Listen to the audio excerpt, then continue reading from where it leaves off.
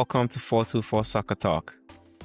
It's been about a week since Manchester United lost 2-1 to Newcastle, and after letting the emotions settle, it's looking at what the result actually revealed about Manchester United's position in top 4 race.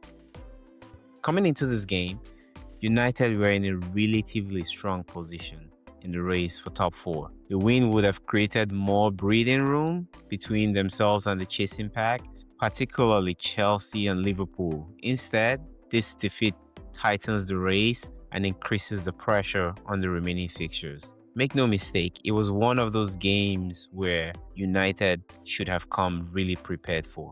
But beyond the scoreline, the real question for me still remains. What does this performance reveal about where Manchester United actually are? And where do they stand today? It's just one game. I get it. It's one game. But sometimes all it takes is one game to single out the structural issues and expose the deep issues of a team. So, the stakes of the match. This match carries significant importance for me as far as I'm concerned, and for United. United entered into the game knowing that 3 points would allow them to maintain the distance from teams like Chelsea, Liverpool, and all the other teams chasing Champions League qualification.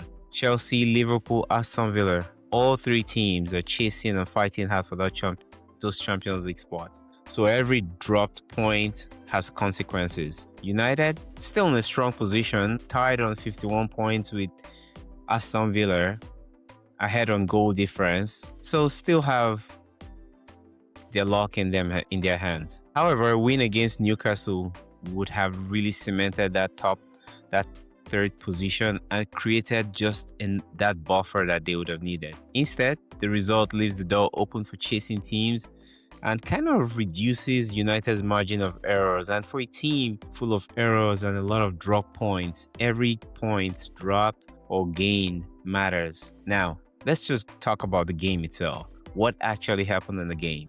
Looking at the match itself, I think Newcastle approached the game with a very clear identity.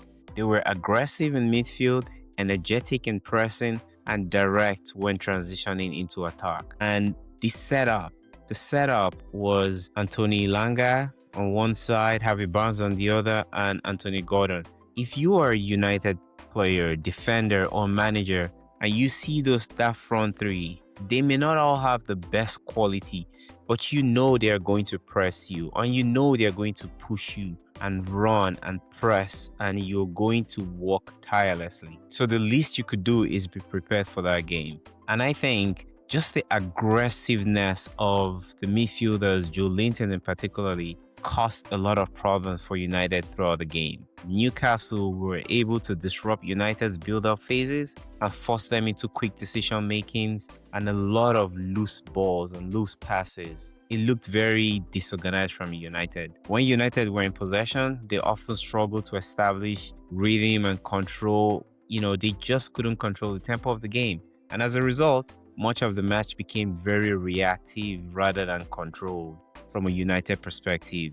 And it's what happens when you have a team that presses you so much and you're unable to actually control the tempo of the game. You don't have a lot of press resistant players. Instead, you have reactive and chaotic players. You tend to look very disorganized. Newcastle, on the other hand, they looked more comfortable in key moments of the game, particularly in midfield. They won the midfield battle. They found a way to control the game.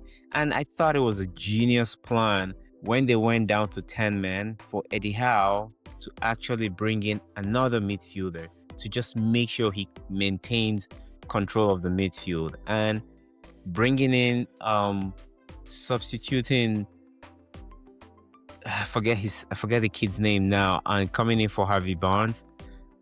He was phenomenal. I mean, he made sure they maintained the same energy in the midfield. He replaced the player that was sent off in Jacob Ramsey. And I thought that was a genius plan to just continue. And Anthony Gordon and Elanga were enough to trouble United up front. Credit to where credit's due. I think Eddie Howe got that really right. But ultimately, those small advantages throughout the game shaped the outcome of the game. Now, I mentioned earlier some of the structural issues with United. Now, what this match highlighted for me once again is how important the midfield control is for United. When United are unable to dictate tempo and control possession, they tend to look disorganized, uncomposed, and incapable of creating chances. And what that means is they rely on individual performances. It is not a sustainable way to play. And against a high energy team like Newcastle, the tempo of the game would always be faster and more physical. And when that happens, United don't have build-up play anymore. Everything feels rushed like we saw yesterday. A lot of misplaced passes by Bruno, thinking Buemo was in around the corner. A lot of misplaced passes by Cunha. Buemo couldn't find his feet. It was just a disjointed performance for the most part. And so for United, instead of dictating the game, they were reacting to everything. And if you are United and you lose control of the midfield, you often would just rely on Bruno pulling a magic moment, or Cunha and Buemo. It's all individual play at that point in time against a solid team, a team that has a real identity and had a real plan to the way they wanted to set up for the game.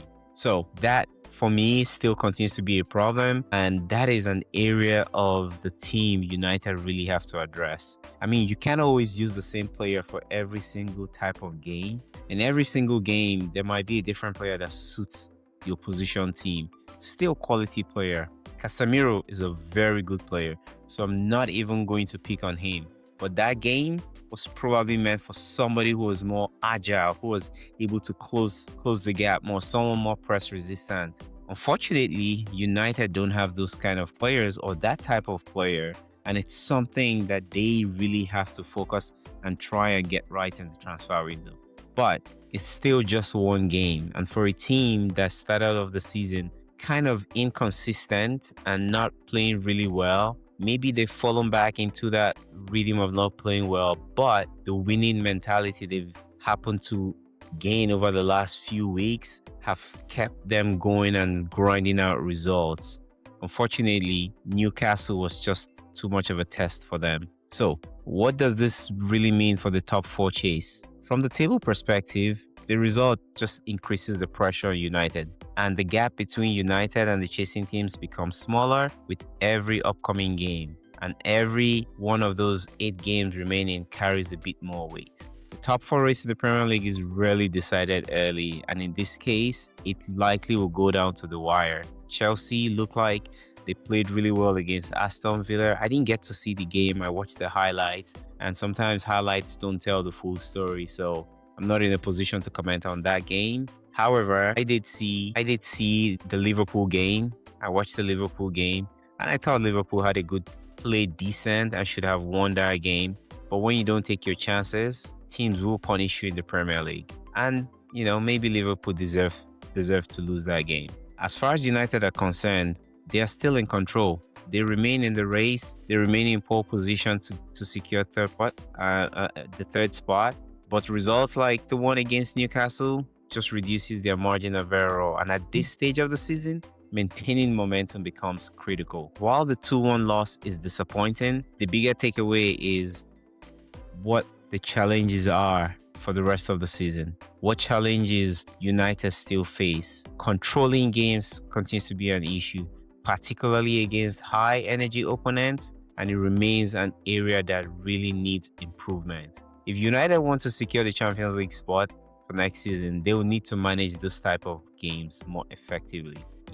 Because the season enters its final stretch, every point matters. United have a game against Aston Villa, and I believe they still have a game against Chelsea. Those games will be key and crucial. And they actually have a game against Liverpool. Those are key games. So they need to make sure they continue to win and stay in the pole position. Listen, the teams that maintain control, both tactically and mentally, are usually the ones who finish inside the top 4. I think United have a great opportunity to get back into Champions League. I think they've done well over the second half of the season. That's all from 424 Soccer. Stay tuned for more.